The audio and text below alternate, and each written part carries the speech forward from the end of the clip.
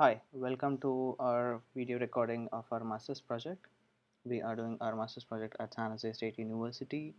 We are a team of 3 members, myself, Rupak Patel, Rohit Kulkarni, and Rachel Bhalera. So our master's project is about DOCC, which is a distributed open collaborative course. So what exactly is DOCC? DOCC is a next generation MOOC that emphasizes on interaction, collaboration, and gamification of education over an online platform. Our proposed solution tries to address existing problems in MOOC like high dropout rates, stay-style learning, and rigid coursework. Unlike MOOC that emphasizes on single professor teaching masses, our platform offers students to personalize their green sheet by choosing contents from various professors. Contents will be recommended to a student based on his profile. Collaboration is achieved by interactive games that provide encouraging environment for students to complete their coursework. So let's get started with the demo. So this is the homepage where students and professors can register. And let me register a professor.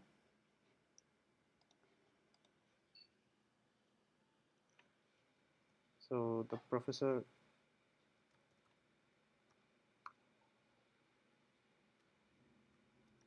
so I enter his username, his first name, his email,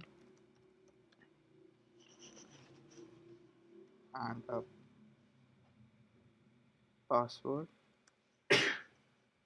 So maybe the professor is interested in teaching concepts such as NoSQL concepts and database optimization, query optimization, and here is the school or the company that he's teaching it for. So let's say it's San Jose State University, has education level, has proficiency in teaching the subject, has interest level, and the programming language that he's interested to teach it in. So the professor is registered. Now let me log in into the professor's dashboard so that he can enter his details and upload contents and quizzes. So this is the dashboard for the professor where you can see his account information, his name, the school. He can update his settings. He can upload a content over here. We also have it over here where he can upload the content. So he wants to upload a content for maybe introduction to NoSQL databases. So this is the name for the content, NoSQL 101. He enters the description here.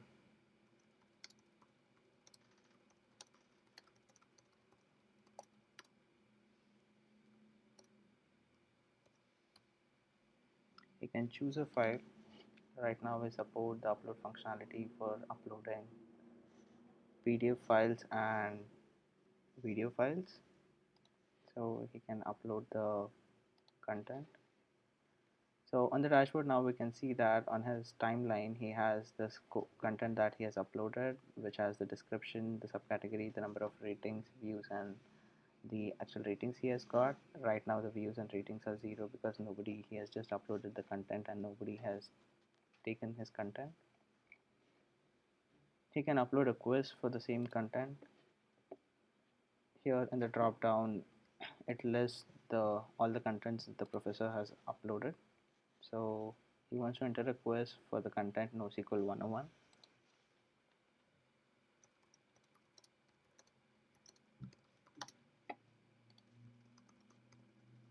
He can enter up to 4 options.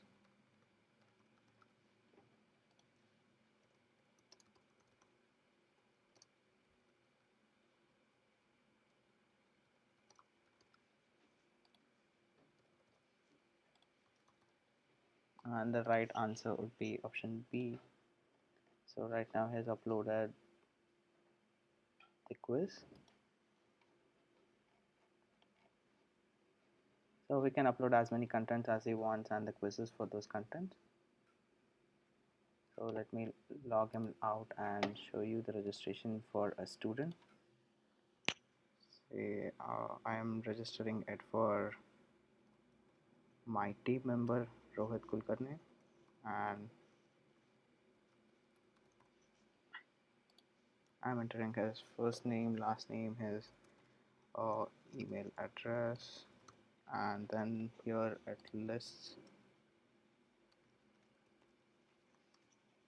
his interests. So maybe he's interested to learn more about database models, database optimization, and NoSQL concepts.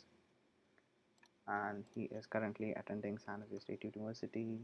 He is doing his graduate, and his proficiency is as a amateur. His interest level of learning the content is very high, and he's interested to do it in Java and PHP. So this registration page is a very important aspect of our system because recommendation is based on the profiles of the users. So we match Rohit's profile with everybody else's profile and give out a similarity, and then recommend him contents that other users with similar profiles have taken. So let me register him. This is the student login where he can log in with his username and password. So this is the student dashboard where he can see his account information. He can change his settings. He can edit his profile. He can change his password. He can change the interests if they have changed over time. And then you can see here that his course progress is 0% because he has not added any content and has not started the coursework. He can view all the contents that are there in the system in this section. So this dashboard gives the timeline of all the categories that are present in this course. So right now we are doing it for one course, and we can then scale it to multiple courses.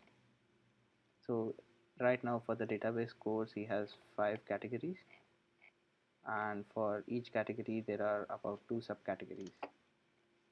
So right now if he wants to view all the content and then start the coursework, he can click on course content selection or view content, and this takes him to a page where he can select the contents. So now he can see that we are also showing him the recommendations.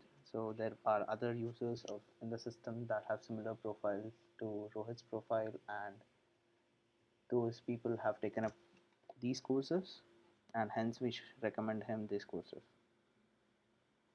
So here he can see that he can add contents to his cart, and now maybe he wants to check all the courses that are present. So these are all the courses. So now here you can see that for the content 1.1 there are contents that have been uploaded by different professors, so he can check the description for each of them and add the ones that he likes. So maybe he likes RDBMS 101 and he adds the uh, content to his cart, and later uh, he can add as many contents to his cart as he wants to. He also sees that there are contents by other professors, so he can add a content, say what are relational databases by Keith Berry, to his cart. Then later he feels that he does not want to do the previous one, he can remove it from his cart, so that removes it from his cart. Now this page is basically the place where he can add all the content. We show him contents that are recommended, contents that are most viewed, and the contents that are best rated, the contents that all the contents of the system. And then he can check his dashboard where it shows that so he has started adding the courses, so there's some progress in his coursework. So it's 2% right now. So he has added the content here, it displays the content. He can also remove the content from here. Then maybe he also wants to add the content for introduction to NoSQL databases, and he adds the content, say the content that was recently uploaded by the Professor Donald, and he adds it to his cart. So one of the important features of this system is that his coursework is not fixed, so he can himself select his content and change his green sheet. Also, the course is not in a timely fashion, so he can first maybe start by reading the content for Introduction to NoSQL Databases. So this is the course page where it displays in the course. Here you can see that it has the content information, the subcategory, the professor who is teaching the content. The rating for this course right now is 0 because he is the first one to take the content. He can rate the content by giving it a rating after reading the course. So maybe he gives a rating of 4, and then he completes the reading and he now wants to take a quiz. So I can click on this. So right now this professor has no quiz uploaded for him, so it says that there was no quiz found. So he is done for this course, and now he wants to go back and do it for 1.1. He reads this content, he rates it and takes a quiz. So he answers a question. So he submits the quiz. So this was a score. Then he takes a poll. So this is a random poll that is being asked to him. So he says maybe he selects some answer and submits the poll. Then he can go back and it actually shows that he has completed this category.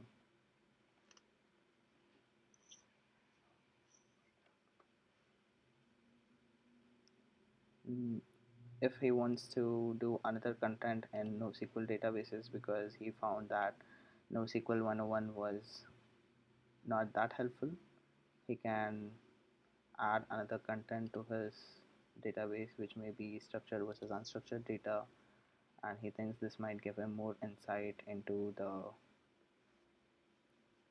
coursework. He can add it. He can go back to his dashboard. He can start reading this content, and he can see that the rating for this content is 4, so he knows that it might be a better content than the previous one. So he reads the content, he finds it much more useful, he gives him a rating of 5, and now he wishes to take a quiz. So here is a quiz that the professor has uploaded, and he can submit the quiz. So this gives a score. He then takes one more poll. So this is the poll and he thinks this is the answer. He submits the poll.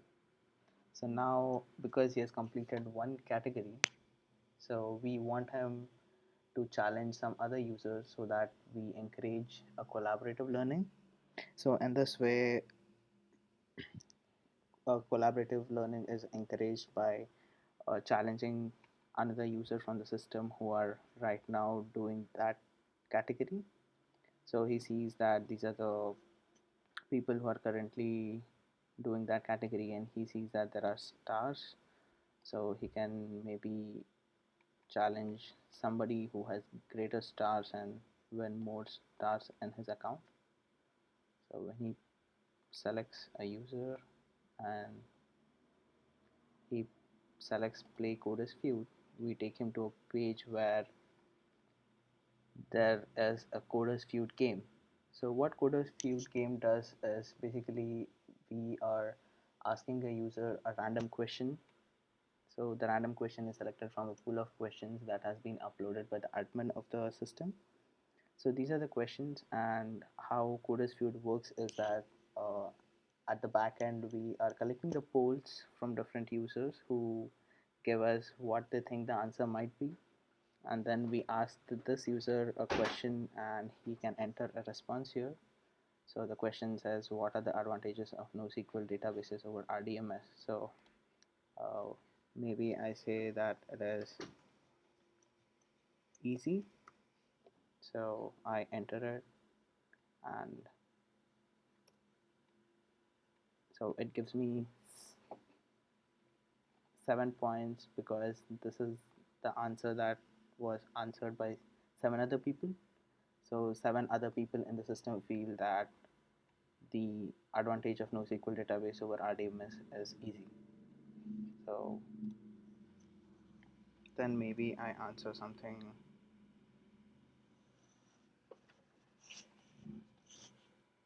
So one of the answers might be fast. So okay, so that gives me much more higher points because there are 54 users of the system that said that the answer is fast, and maybe I feel that there is no constraint, so I say there's no constraint to it, and this is one of the wrong answers.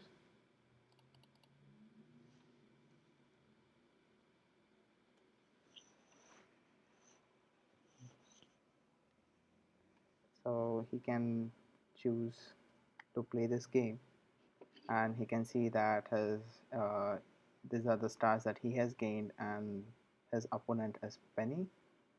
So she has 15 stars, and right now the opponent has not played the game yet, but these are the answers that I've given.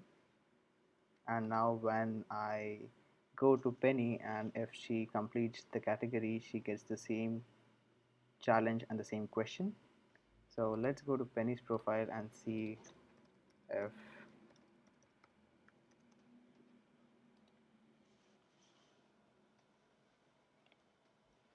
so she has, we can see that she has done the course 1.1. The course 1.2, I can add the content, and maybe I'm adding the same content that Rohit added. So when I go, so when I continue, it should take me to uh, the content. So I do the same thing here. I read the content, I take a quiz, I submit the quiz, and I take a poll. So it says that maybe I feel that big data is one of the advantages of NoSQL database, and I submit the poll. So here it gives me that somebody has challenged me in the Chorus Fuse program. So I don't know who has challenged me, but then when I click on play Coders feud, I know that okay, so my opponent is Rohit, has challenged me in the quick in the Coders feud game, and now I enter the responses, and this is the same question that was asked to Rohit. So the system is generating a random question and asking a person and the opponent the same question. So let's say I say one of the answer is easy, I get points for it. I say it's fast. I also know that it has no, I know it's big data.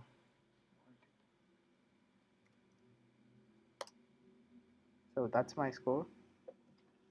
So it shows me that my score is 94, and when I actually go back to Rohit's profile and see, it will update my score, and it will also it will also decide what my opponent's score was.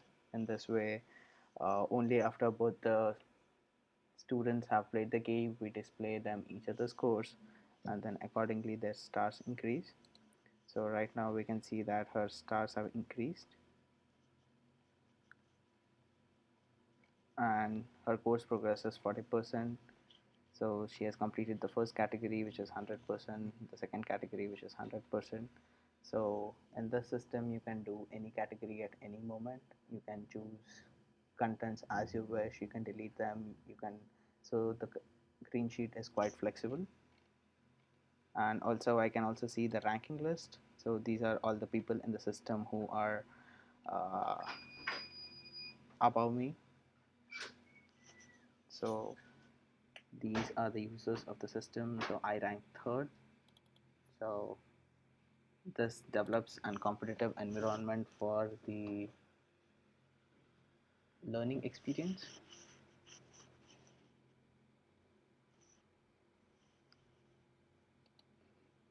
So as and when the students keep on completing their content, adding contents and completing it, the coursework goes higher and higher. So this is what the system does. We can also maybe later edit a profile, and if you edit a profile, it actually changes the recommendations that we give to you. So that is one of the aspects of the system. So this is why we criticize mock and we say that doc is doing a better uh, and advanced experience learning, because we know that we are trying to reduce high dropout rates. We have multiple professors in the system and there is no stage style learning, and the user has the liberty to select and change his own course path. He has a self-paced learning, unlike MOOCs where learning is time constrained.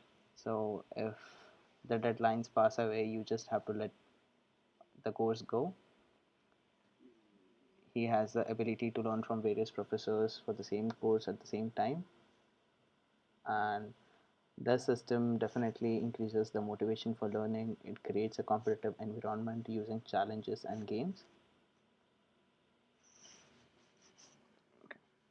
So we recommend you to use the system for a better learning experience. Our future scope is to include different courseworks, and we hope to uh, build the system for different users and many professors who can upload their content. We would like to thank Professor Dr. Jericao, Professor Paul Nugent, and Professor Keith Perry for the invaluable comments and assistance in the preparation of this study at San Jose State University. Thank you.